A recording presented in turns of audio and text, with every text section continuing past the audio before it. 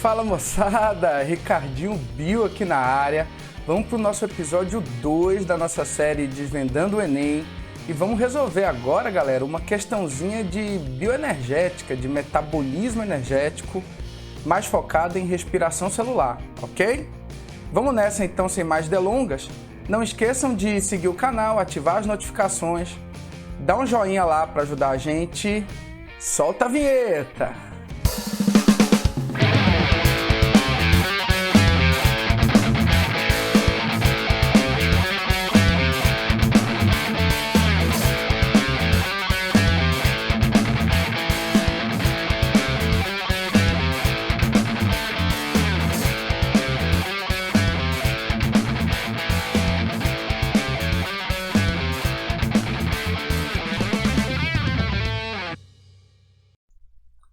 Pessoal, vamos para a questão e o texto diz o seguinte, prestem atenção.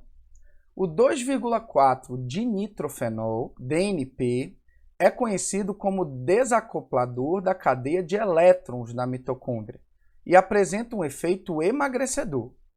Contudo, por ser perigoso e pela ocorrência de casos letais, seu uso como medicamento é proibido em diversos países, inclusive no Brasil.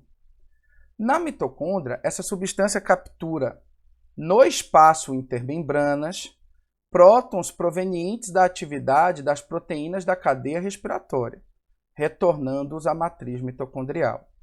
Assim, esses prótons não passam pelo transporte enzimático na membrana interna.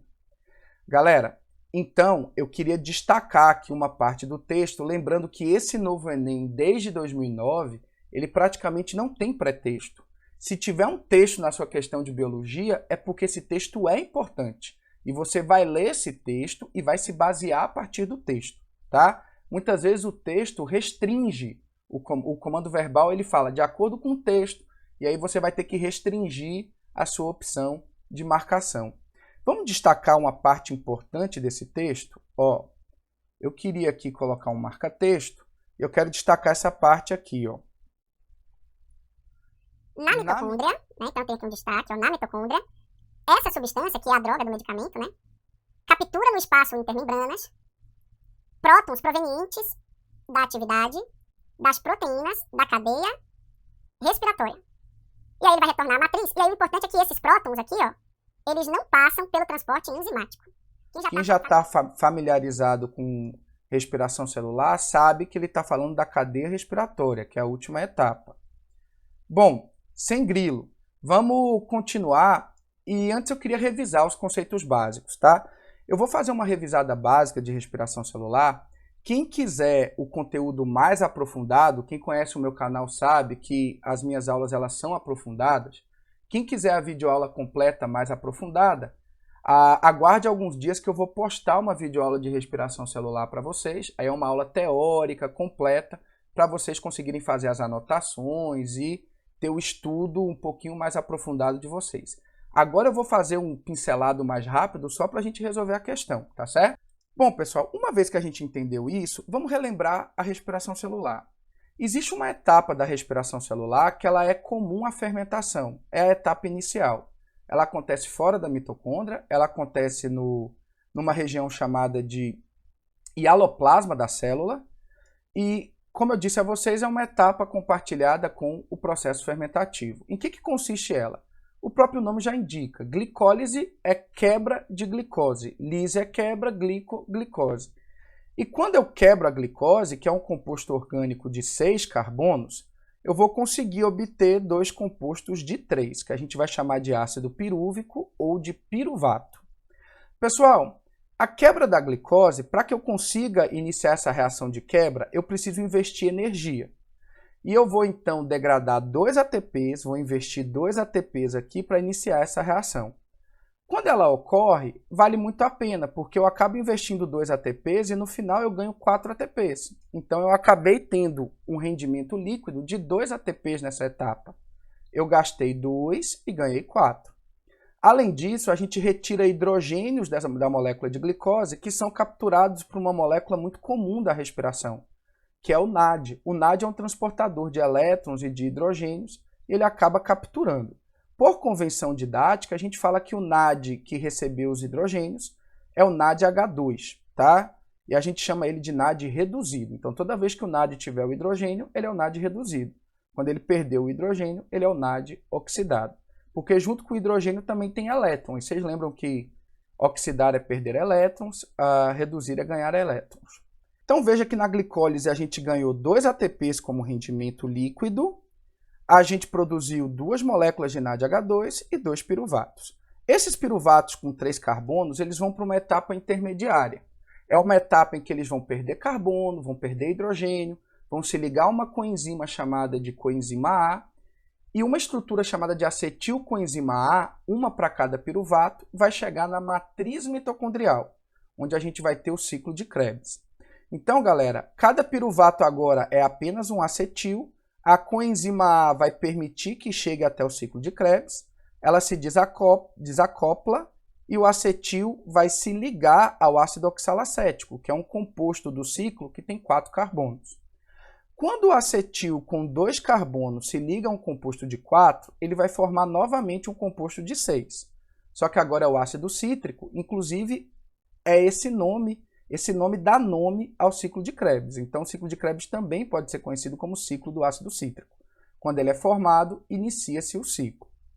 E aí, o que consiste nesse ciclo, gente? Em várias perdas de carbono e de hidrogênio, e à medida que eu vou perdendo hidrogênio, eu vou reduzindo os NADs e os FADs, uma molécula similar, e esse é o grande objetivo do ciclo de Krebs. Então, ó, uma molécula com 6 carbonos vai perder carbono e vai ficar com 5, que também perde carbono, fica com 4.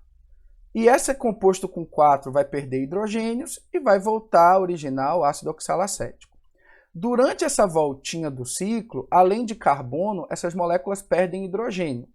E os hidrogênios que elas perdem serão sequestrados pelo NAD e a gente vai formar NADs reduzidos. É importante a gente formar NADs reduzidos e FADs reduzidos, porque são eles, na última etapa, que vão proporcionar a produção do ATP. Beleza. Então eu fui tirando carbono e hidrogênio até voltar a formar o ácido oxalacético, e aí eu completei uma volta no ciclo de Krebs. Aí novo acetil vem, se liga e começa tudo de novo, tá? Como cada glicose produz 2 piruvatos que vão originar 2 acetil, para cada glicose degradada a gente vai dar 2 voltinhas no ciclo de Krebs. A gente vai produzir um monte de NAD e FAD reduzidos e vamos produzir também alguns ATPs de forma direta, um para cada volta. Vamos pegar esses produtos do ciclo de Krebs, os NAD e os FAD reduzidos, e vamos sair da matriz mitocondrial e vamos lá para as cristas mitocondriais, onde tem as membranas da mitocôndria, né? E aí, turma, à medida que os NADs e os FADs reduzidos eles chegam na mitocôndria, eles vão começar a liberar os H+, e os elétrons para um complexo proteico. Eu tenho aqui complexo 1, complexo 2, tenho a ubiquinona, o complexo 3, o citocromo C, o complexo 4. Quando o NADH2 ele perde os hidrogênios, ele libera os hidrogênios, ele vai para sua forma oxidada, a gente vai ter a liberação tanto de H+, quanto de elétrons. Os elétrons vão passar por todos esses complexos. No complexo 4, esse elétron vai se ligar após o complexo 4 ao oxigênio. Então, o complexo 4 passa o elétron para o oxigênio, e por isso que o oxigênio na respiração celular ele atua como o último aceptor de elétrons, porque ele é o último a receber esse elétron. E à medida que o elétron vai sendo transferido por essas proteínas, ele vai perdendo um pouquinho de energia. E a energia liberada a gente vai utilizar para bombear o H+ da matriz mitocondrial para esse espaço intermembranar. Então isso é normal, gente. A gente vem aqui, ó, pum, bombeia o H+. À medida que vai passando o elétron, vai bombeando o H+. Como a gente vai liberar muito NAD, a gente vai ter muito NAD reduzido e muito FAD reduzido liberando hidrogênio e elétrons, a gente vai ter muitos elétrons passando pelos complexos proteicos. E a gente vai bombear muito H+ para esse espaço.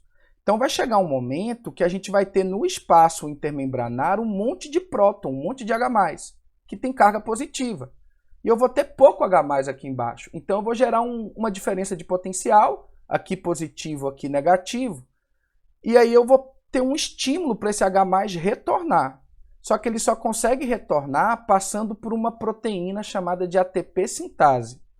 Quando o H+ retorna passando por essa proteína transforma essa energia de passagem do H+ em energia para ser utilizada na construção do ATP. Ou seja, quando o H+ tiver que retornar, pela ATP sintetase, a gente vai ter a produção de ATP. E os H+ agora que retornaram vão se ligar ao oxigênio e a gente vai formar a água, que são os produtos da respiração. ATP, água e o CO2 que eu já liberei antes. Pessoal, a mesma coisa acontece com o FAD, só que o FAD, ao invés de entrar no complexo 1, ele entra no complexo 2. Mas ele passa pelo mesmo processo, bombeia H+, e depois o H+, com uma diferença aqui de potencial, vai entrar produzindo ATP. Vamos para a questão? O texto da questão diz que a droga, o DNP, ele atua nesses H+ que estão no espaço intermembranar. E o texto me diz que, em vez do H+ passar pela ATP sintetase, de alguma forma esse H+ ele retorna à matriz mitocondrial. Se não for passar pela ATP sintase, não vou produzir ATP. Então, a gente já está percebendo aqui que o remédio do texto da questão vai impedir a produção de ATP, porque vai impedir que esse H+ acabe passando pela ATP sintase, ok? Essa é a hipótese de Mitchell, tá? Chamada de hipótese quimioosmótica. Bom, aí vamos para o comando verbal. O efeito emagrecedor desse composto está relacionado à obstrução da cadeia respiratória, resultando em maior consumo celular de ácido graxo.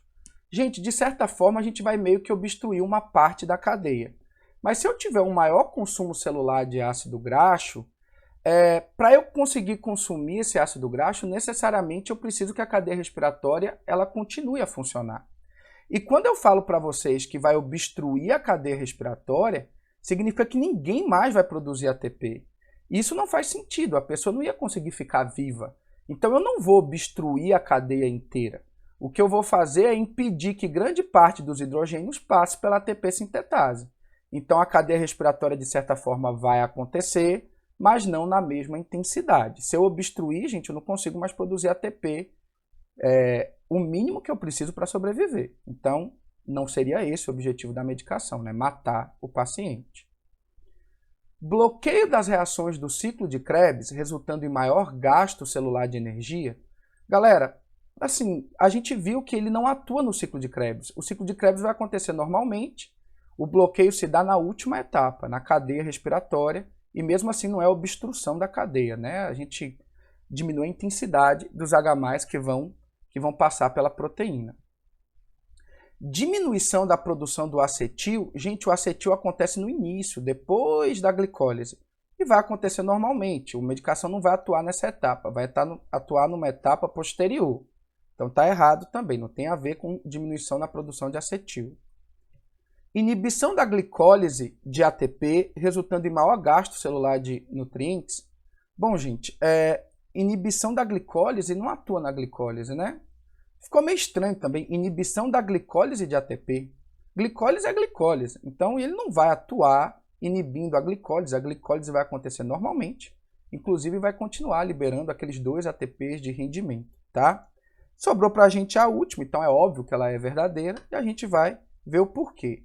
Redução na produção de ATP, resultando em maior gasto celular de nutrientes. Bom, galera, realmente reduz a produção de ATP porque menos H+ vão retornar pela ATP sintase. Então, eu reduzo a produção de ATP. E se eu reduzo a produção de ATP, veja que eu não deixei de produzir, eu reduzi. Se eu reduzir, significa que uma molécula de glicose, um ácido graxo, que iria produzir muito ATP, agora vai produzir pouco. Então, eu vou ter que consumir mais dessas minhas reservas. E quando eu vou consumindo esses nutrientes, eu vou emagrecendo, porque eu vou quebrando, degradando. Então, é a letra E mesmo, a alternativa verdadeira. Galera, uma questão muito inteligente do Enem, bacana, de respiração celular. Espero ter ajudado vocês. Qualquer dúvida, pessoal, mande um direct lá para o Instagram, Ricardinho Bio, tudo junto. E eu tenho o prazer de atender a vocês assim que eu ver a mensagem, tá? Um abraço a todos. Desejo a vocês uma ótima semana de estudos. FOY, fui!